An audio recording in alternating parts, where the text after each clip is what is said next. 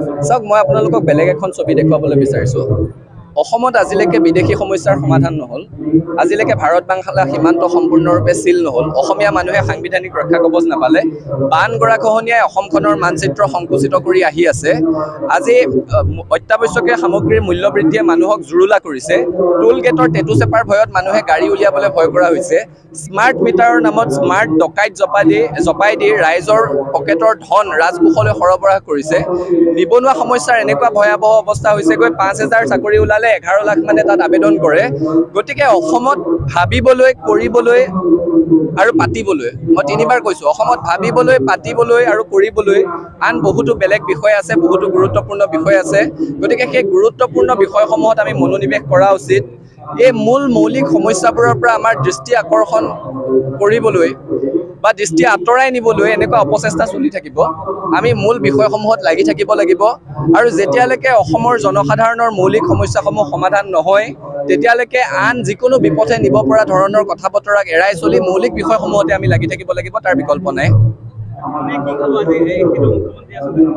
কি কয়?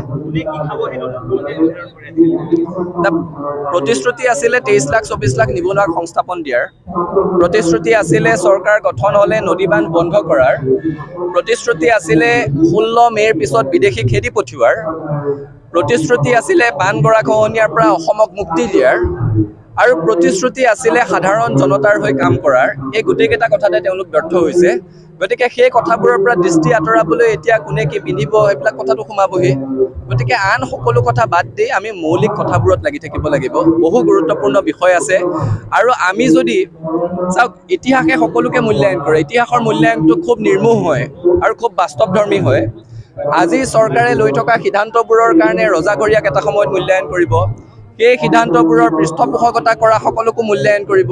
সেই সিদ্ধান্তবোৰৰ সপক্ষে বা বিপক্ষে মাত নমতাবোৰকো মূল্যায়ন কৰিব। ইতিহাসৰ মূল্যায়নৰ পৰা আমি কোনো বাচি যাব নোৱাৰোঁ। মূল কথাটো হৈছে যে যিকোনো এটা সময়ৰ ক্ষণত আমি ৰাইজৰ মৌলিক বিষয়সমূহত নেৰানেপেৰাকৈ লাগি আছোঁ নে সেইবোৰৰ পৰা আঁতৰি আন বিষয়ত মনোনিৱেশ কৰিছোঁ, সেই মূল্যায়ন ইতিহাসে যেতিয়া কৰিব সেই সময়ত ছাত্ৰ সন্থাই ৰাইজৰ মৌলিক বিষয়ত মাত মাতি থকা এটা সংগঠন হিচাপে মূল্যাংকিত হ'বলৈ আমি বিচাৰোঁ।